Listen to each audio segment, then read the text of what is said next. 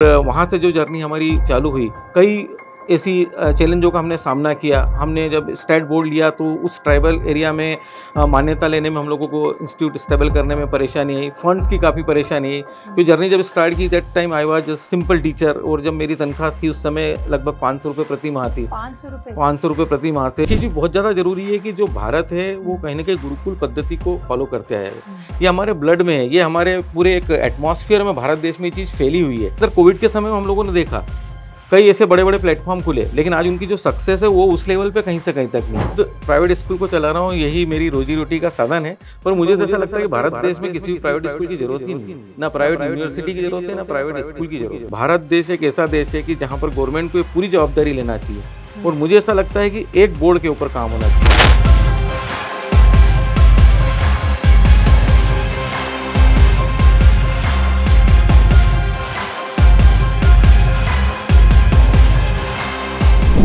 Welcome to Paisa live, it's me Tanisha Tyagi. और आज हमारे साथ है महेश मेमोरियल पब्लिक स्कूल के फाउंडर करुणेश रघुवंशी सर।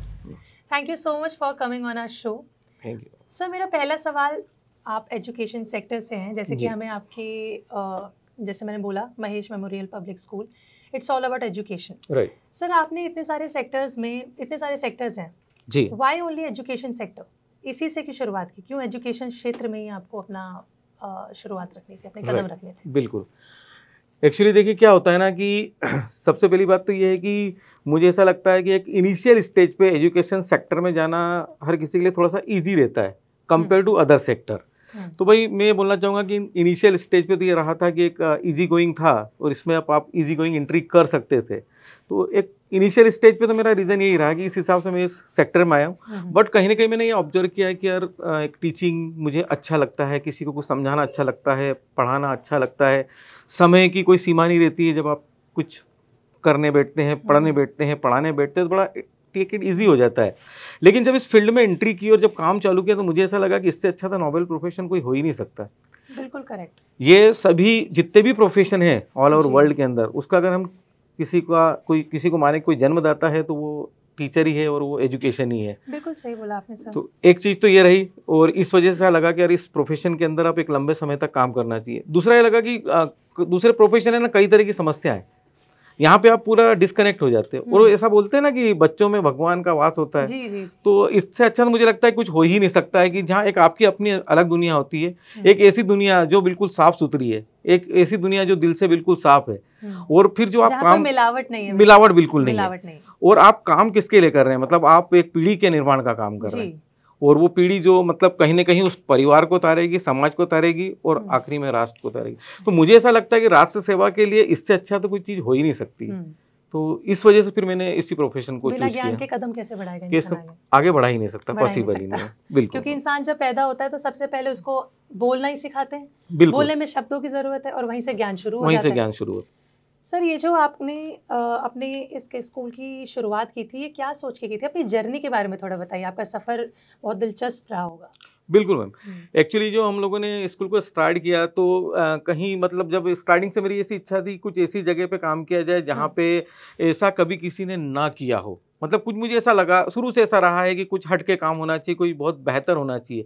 और उस हिसाब से हम लोगों ने एक बहुत ही रिमोट ट्राइबल एरिया को इसके लिए चुना। एक ऐसी जगह पे हम लोगों ने 1997 में इस इंस्टीट्यूट की स्थापना की जहाँ पर कोई उसके पहले इंग्लिश मीडियम को जानता ही नहीं था, जहाँ लोगों ने कभी कंप्यूटर नहीं देखा था, लोगों ने कभी पीली गाड़ी नहीं देखी थी।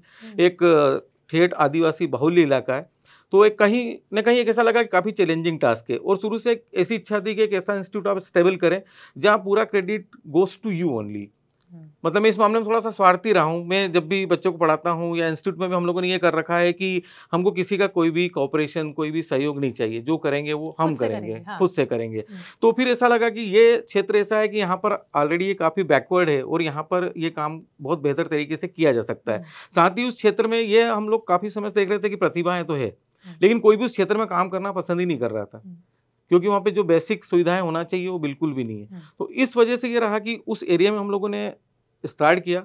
17 बच्चों से हमारा ये सफ़र प्रारंभ हुआ, और वहाँ से जो जर्नी हमारी चालू हुई, कई ऐसी चैलेंजों का हमने सामना किया। हमने जब स्टेट बोर्ड लिया तो उस ट्राइबल एरिया में मान्यता लेने में हम लोगों को इंस्टीट्यूट स्टेबल करने में परेशानी आई, फंड्स की काफ़ी परेशानी आई। तो जर्नी जब स्टार्ट की that time I was simple teacher, और जब मेरी तनख्वाह थी उस समय लगभग 500 रुपये प्रति माह थी। 500 रुपये प्रति माह से, बिना किसी की हेल्प से, वो भी ऐसे एरिया के अंदर की जहाँ स्कूल कोई खोलने की सोच ही नहीं सकता था, तो डेवलप होना तो बड़ा मुश्किल काम था।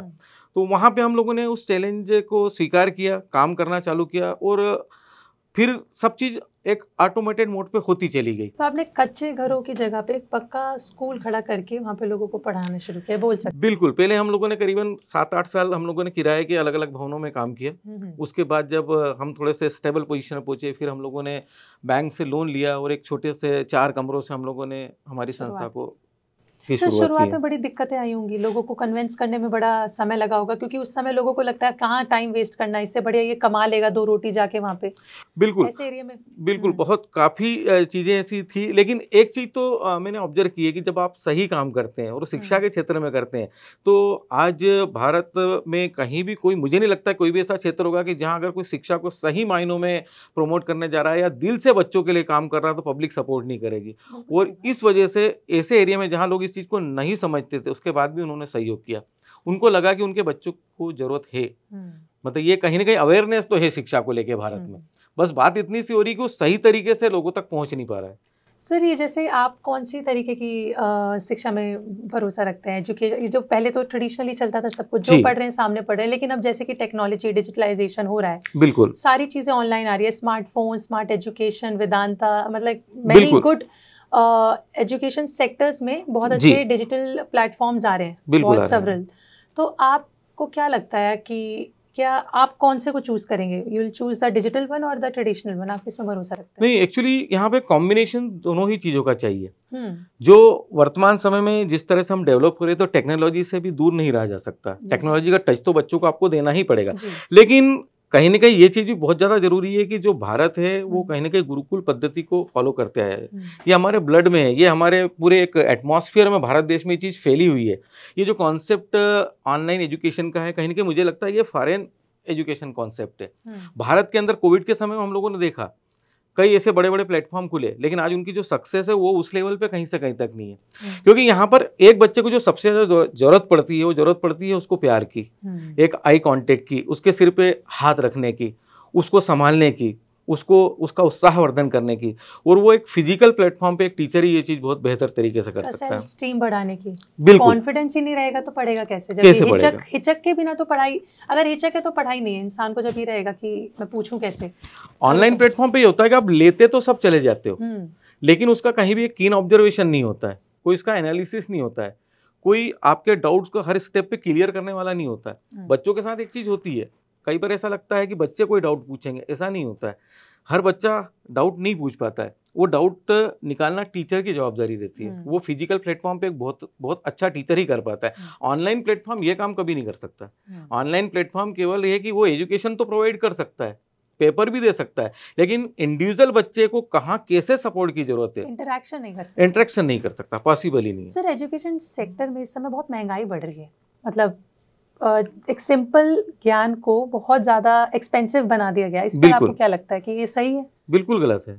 मैं तो ये बोलना चाहूँगा कि मैं खुद प्राइवेट स्कूल को चला रहा हूँ, यही मेरी रोजी रोटी का साधन है, पर मुझे तो ऐसा लगता है कि भारत देश में किसी भी प्राइवेट स्कूल की जरूरत ही नहीं है, ना प्राइवेट यूनिवर्सिटी की जरूरत है, ना प्राइवेट स्कूल की जरूरत है। गवर्नमेंट को विचार करना चाहिए, और मुझे ऐसा लगता है 5 साल सब स्कूलों को मौका देना चाहिए। 5 साल के अंदर वो अपने दूसरे बिजनेस चालू करें, और टोटल जो शिक्षा का व्यवसायीकरण हो चुका है, शिक्षा को जो पूरी तरह से प्राइवेट कर दिया गया है, इसको पूरी तरह से हटाना चाहिए। अब एक चीज़ बताइए, आपकी एक गवर्नमेंट स्कूल है, अगर उस गवर्नमेंट स्कूल के अंदर एक जो IAS ऑफिसर है उनका बच्चा पढ़ता है, एक बहुत बड़े उद्योगपति है उनका बच्चा पढ़ता है, एक बहुत बड़े शिक्षाविद है उनका बच्चा पढ़ता है, एक बहुत बड़े समाज सुधारक है उनका बच्चा पढ़ता है, तो आपको क्या लगता है, क्या वो स्कूल काम नहीं करेगा? क्या वहाँ के शिक्षक काम नहीं करेंगे? क्या वो स्कूल रिजल्ट नहीं देगा? 100% देगा। लेकिन आजकल जितने भी गवर्नमेंट के स्कूल हैं, इनको कहीं ना कहीं मतलब एक तरीके से एक हेय दृष्टि से देखा जाता है जी, कि यहाँ पे पढ़ रहे हैं तो मतलब वहाँ अगर कोई पढ़ रहा है तो मतलब अच्छा नहीं पढ़ेगा, नहीं, वो स्टैंडर्ड नहीं है, अगर आपको शब्दों का प्रयोग करो तो यही होता है। जबकि ऐसा नहीं है। आज भी जो प्राइवेट संस्था है ना, कई जो गवर्नमेंट संस्था है, वहाँ पे जो टीचर काम कर रहे हैं वो बहुत अच्छे नॉलेजेस टीचर है। पुराने टीचर का हम समझ सकते हैं कि उस समय जो टीचर्स है जो 8वीं पास 12वीं पास करके और जॉब में लग गए, अब तो वो रिटायरमेंट की पोजीशन पे पहुंच भी रहे हैं, लेकिन अभी जो परीक्षा प्रणाली है टीचर्स के लिए वो काफ़ी कठिन कर दी है गवर्नमेंट ने, और अब अच्छे लोग ही एजुकेशन लाइन के अंदर पहुंच रहे हैं। तो मुझे तो ऐसा लगता है कि कहीं से कहीं तक हमारे देश के अंदर प्राइवेट स्कूलों की किसी भी आवश्यकता ही नहीं है, ना प्राइवेट यूनिवर्सिटी की आवश्यकता है। भारत देश एक ऐसा देश है कि जहाँ पर गवर्नमेंट को पूरी जवाबदारी लेना चाहिए, और मुझे ऐसा लगता है कि एक बोर्ड के ऊपर काम होना चाहिए, एक देश है, एक सिलेबस होना चाहिए, एक जैसा बोर्ड होना चाहिए, और गवर्नमेंट को पूरी चीज़ें लेना चाहिए। आप देखिए, अगर आप मॉडल देखना चाहेंगे तो आप जापान का एजुकेशन मॉडल देखिए, आप फिनलैंड का एजुकेशन मॉडल देखिए, टोटली डिफरेंट। अगर मैं उन देशों की तुलना हमारे भारत देश के साथ करूंगा तो हमारे यहाँ जो टैलेंट है वो पूरे वर्ल्ड के अंदर सबसे बेहतर है। यहाँ पे जो शिक्षा के वो भी सबसे बेहतर है, और विद्यार्थी भी सबसे ज़्यादा बेहतर है। IQ लेवल हमारे देश का सबसे अच्छा है, लेकिन उसके बाद भी एक बड़ी बुरी बात है कि हमारा देश सही मायनों में आगे बढ़ ही नहीं पा रहा है। और कहीं ना कहीं कारण यही है कि जो आपने क्या प्राइवेट कर दिया है ना, अब कुछ स्कूल ही बहुत बेहतर काम कर रहे हैं। भारत गाँव का देश है, मुख्य आबादी हमारी गांव में बसी हुई, कई विद्यार्थी जो हैं वो सुदूर ग्रामीण इलाके में पढ़ाई कर रहे हैं, और वहाँ पर ये जो प्राइवेट संस्थाएं खुली हुई है या जो गवर्नमेंट संस्थाएं खुली हुई, वहाँ ये सब कुछ सही चल ही नहीं रहा है, कहीं से कहीं तक सही नहीं चल रहा है। तो गवर्नमेंट को ये सभी चीज़ें एक अपने हाथ में लेना चाहिए, और शिक्षा का व्यवसायीकरण बिल्कुल नहीं होना चाहिए, शिक्षा फ्री होना चाहिए। लेकिन सर, अब तो शिक्षा को डील की तरह देखा जाता है ना, बेचा जाता है। बड़े बड़े इंस्टीट्यूशंस हो गए, वो लोग पढ़ा इसलिए रहे हैं कि उन्हें पैसे, मतलब अब education is not the priority is money. तो आपको क्या लगता है कि ये अगर ये कॉन्सेप्ट ही रहेगा कि सिर्फ पैसों के लिए एजुकेशन को बेचा जाएगा बेसिकली, तो क्या इससे कभी नॉलेज गेन हो पाएगी? It's only about money in future? It's only about money in future. एक सिस्टम रन करेगा, जो बच्चे सही मायनों में, जो बच्चों को नॉलेज लेना चाहिए वो नॉलेज नहीं ले पाएंगे। आप देखिए, जो बड़े बड़े इंस्टीट्यूट चल रहे हैं बहुत अच्छा पढ़ा रहे हो, लेकिन वो केवल और केवल जो रिजल्ट दे रहे हैं वो केवल और बच्चा उससे एक अच्छा जॉब ले पा रहा है, लेकिन इसके अलावा भी जीवन में बहुत कुछ है सीखने के लिए। आज वैल्यूज जो है हमारी, जो मानवीय संवेदनाएं हैं, जो फीलिंग्स है, बच्चों की फीलिंग्स गायब होती चली जा रही है। आज बच्चों की स्थिति ऐसी हो गई वो स्वयं में जीने लगे, मतलब अपने माता पिता पे भी वो तभी तक डिपेंड है जब तक उनको उनकी आवश्यकता है। जैसे ही वो अपने पाँव पे खड़े हो रहे हैं तो उनको माता पिता से कहीं कोई मतलब नहीं है। तो ये क्यों हो रहा है? The reason is very simple, कि कहीं ना कहीं केवल और केवल हम बच्चों को लिटरेट कर रहे हैं, लेकिन जिस तरह से जो संस्कार बच्चों में देना चाहिए, जो मानवीय मूल्य बच्चों के अंदर विकसित करना चाहिए, वो स्कूल कर ही नहीं रहे, कहीं से कहीं तक नहीं कर रहे हैं। कोचिंग इंस्टीट्यूट की हम बात करें या स्कूल की बात करें, एक ही ढर्रे पे चल रहे हैं, एक सिस्टम को फॉलो कर रहे हैं और सब पैसा बना रहे हैं। नहीं तो देखा जाए तो भारत में गुरुकुल हुआ करते थे सर, और मुझे लगता है कि भारत का जो एजुकेशन सिस्टम था वो सबसे बेहतरीन था बिल्कुल उस समय पे, बिल्कुल। लेकिन जब से वो हटाया गया, जो भी हुआ उसके बाद, जब से हमें ब्रिटिश एरा का ये जो एजुकेशन सिस्टम अपने अंडर लिया और इसको फॉलो अप करते आ रहे हैं, अलग अलग CBSE अलग अलग बोर्ड्स में जो एजुकेशन को बांट दिया गया है, तरीका वही है, करना सबको सेम ही है लेकिन बस अपने अपने कॉन्सेप्ट में सबको करना है। ये आप यही चाह रहे हैं ना कि एक ही बोर्ड होना चाहिए, एक ही बोर्ड होना चाहिए, कि सब एक ही चीज पढ़े, जैसे जापान और फिनलैंड आपने एग्जांपल्स भी दिए मेरे को। बिल्कुल। तो आपको क्या लगता है कि सर कि अगर पहले के टाइम की एजुकेशन जो गुरुकुल के टाइम पे थी और जो अब जो हम मॉडर्नाइजेशन एजुकेशन को अडॉप्ट कर चुके हैं और कर रहे हैं, स्मार्ट एड भी आ रहा है, हम एजुकेशन स्मार्टली भी पढ़ रहे हैं, डिजिटली भी पढ़ रहे हैं, तो आपको क्या लगता है कि इज देयर अ डिफरेंस? क्योंकि टेक्नोलॉजीज तो हम पे अब हैं, पैसा भी है टेक्नोलॉजीज में, खैर पैसा तो पहले भी था लेकिन अब है, लेकिन पहले गुरुकुल थे, उसमें एजुकेशन के सिवा मॉरल जो आपने बोला, फीलिंग्स, बिल्कुल ठीक है, हर चीज को, मेडिटेशन, फिजिक, सभी फोकस किया जाता था, सब पे फोकस किया जाता था और उसके बाद निकाल। तो आपको क्या लगता है कि there is a lacking? 100% lacking, मतलब बिल्कुल लैकिंग है। It is from the side of institute also and from the side of government also. मतलब योजनाएं तो बनती है, उनका जो क्रियान्वयन होना चाहिए वो बिल्कुल सही तरीके से नहीं हो रहा। मैं आपसे पुराने समय में ये सब चीजें एजुकेशन के साथ थी, आज जो एजुकेशन चल रहा है वो इतना गलत नहीं है, लेकिन इसके साथ जो चीज डलना चाहिए वो बिल्कुल नहीं डाली जा रही है। और एज वेल एज एजुकेशन एक सिस्टम को पूरा कर रहा है, उस सिस्टम को पूरा नहीं करना चाहिए। आज हमारा एजुकेशन जो कर रहा है ना, बच्चों में इंटरेस्ट क्रिएट नहीं कर रहा है, एक फियर क्रिएट कर रहा है। एग्जैक्टली है ना, एक हमारा एजुकेशन क्या कर रहा है कि कहीं ना कहीं एक कॉम्पिटिटिव बेस है, ये कोऑपरेटिव होना चाहिए। आज हम लोग क्या बोलते हैं, आपका ये कॉम्पिटिटर है, आपको इससे आगे निकलना है, आपको इससे पीछे करना है। एक तरफ तो ये बोला गया है ज्ञान को जितना बांटते हैं ज्ञान उतना बढ़ता है। तो फिर यहाँ पर जो हमारा बच्चों के जो सीखने का रवैया है ना, वो कहीं ना कहीं सकारात्मक होना चाहिए और सहयोगात्मक होना चाहिए। ये कहीं ना कहीं जो प्रतियोगात्मक चीजें जो बच्चों के दिमाग में डाली जा रही है ना, it is from the side of institute, it is from the side of parents. Institute यही डाल रहे हैं ना, ये हमारा इंस्टीट्यूट इतना आगे निकलेगा, बच्चा ऐसा आगे निकलेगा, की फोटो लगा देते नहीं होना चाहिए बिल्कुल। 98 आज आप उनकी बात कर रहे हैं जो बहुत सक्सेसफुल बच्चे हैं। हाँ। कितने बच्चे सक्सेसफुल है? 5%, 10% बच्चे सक्सेसफुल हैं। What about the 90%? IAS जैसी एग्जामिनेशन की तैयारी जो बच्चा 5-5, 6-6 साल कर रहा है, 25 साल 26 साल का होगा और उसका IAS में सिलेक्शन नहीं हुआ, कभी किसी ने जानने की कोशिश की वो कितना डिप्रेशन में है? किसी ने जानने की कोशिश की कब उसका क्या होगा?